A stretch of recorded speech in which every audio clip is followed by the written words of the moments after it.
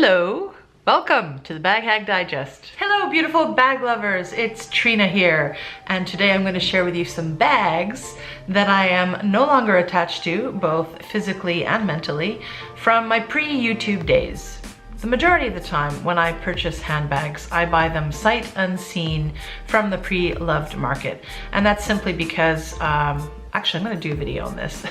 There's several reasons why I do it, but basically there are no other options for me living where I do, and I'm just a bag hag and I want my bags. It's inevitable at some point that I will make decisions that I regret. I want to share with you all of these luxury items that I did own at one point, no longer do, and explain to you why I gave them up.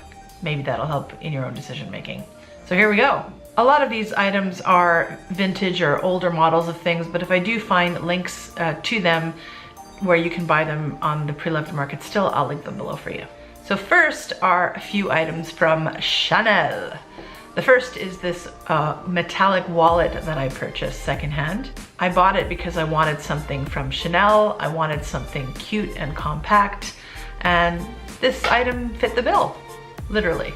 Actually, I didn't have it in blue, mine was silver. The reason why I sold it is because I just realized I didn't need a wallet anymore. I now use my Pochette Accessiores from Louis Vuitton for my cards and extra bills, and it serves me just fine. And also that particular wallet, because it's in a metallic, not print, but coating, it sort of wore off after a while and it started looking pretty shabby, so I sold it. Another Chanel piece I owned was this clutch bag, this Scrabble bag from Chanel, and that didn't last long in my wardrobe. It was much smaller than I thought it was going to be. For my needs, it was pretty useless. It was kind of too flat, it didn't even bulge out.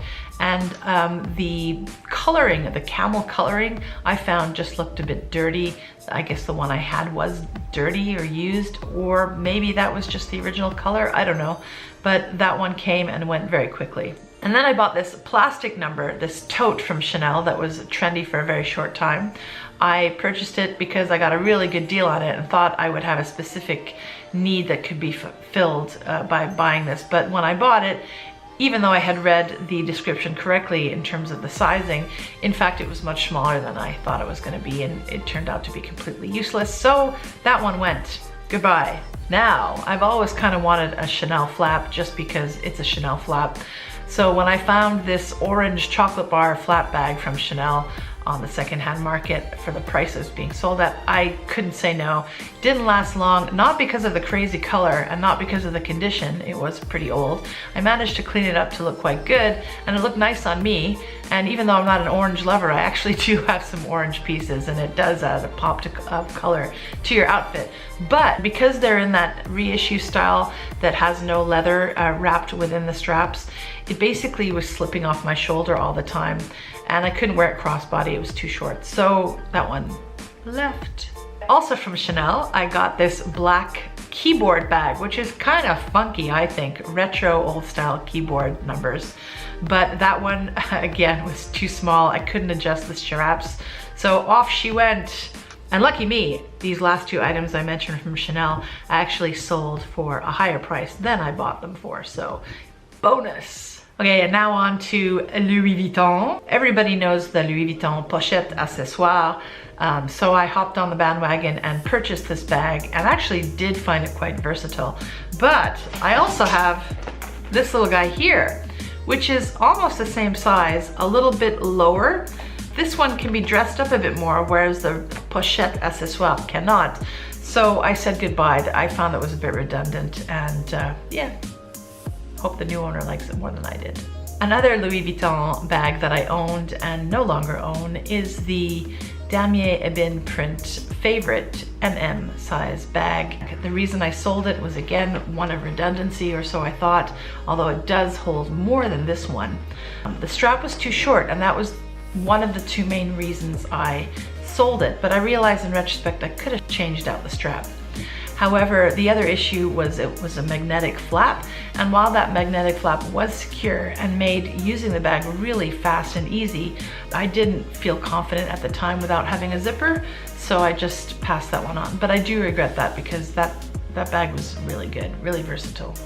Now let's move on to Fendi. So the Fendi baguette, I've owned 3 Fendi baguettes in the past, and if you'd like to see one of the videos I have showcasing that, please look below in the description box. But the Fendi baguette, basically the main problem with me is the straps. They're just not long enough to wear as a shoulder bag and not adjustable enough for me. So bye nada, baby.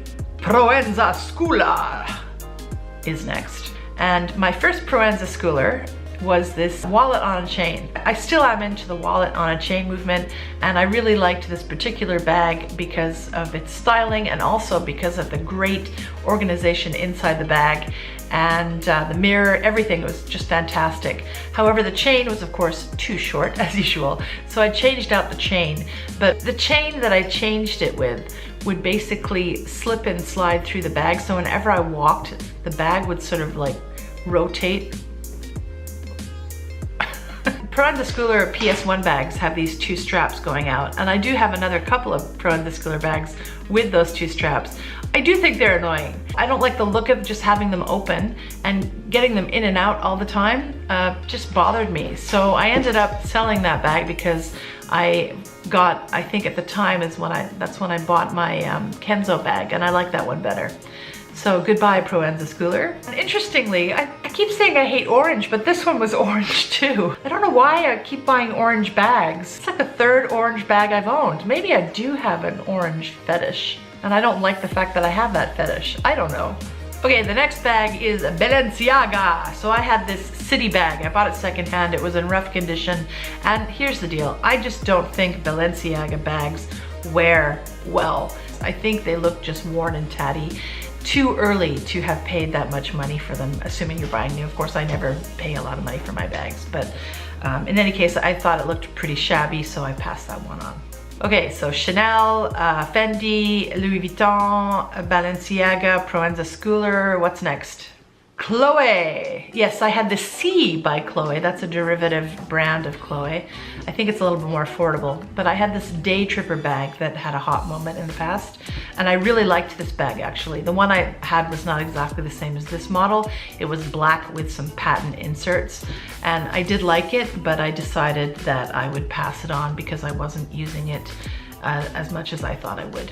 And I did make a profit when I sold this one too, so I was happy with that. Now finally, although not quite in the luxury realm of handbags, are a couple of Rebecca Minkoff bags I've owned. I've owned and sold quite a lot of these, but this one in particular I have mentioned before. It's the large MAC, and the reason I sold this one particularly was because the hardware was painted over with this black finish and it just chipped, and I've made a video about that before and I'll link that one below.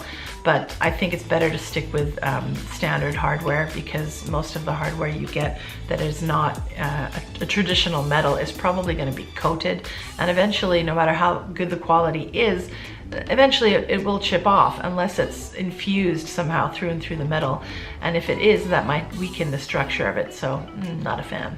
Another Rebecca Minkoff bag I owned and no longer own is the standard size Love bag. I now have a jumbo size Love bag that I sold by accident, but then came back to me in the mail, interestingly, because the seller didn't want to pay the buyer rather, didn't want to pay the taxes. So I got the bag that I regretted having sold back in the mail, so I'm happy about that. But anyway, this version is the medium size Love.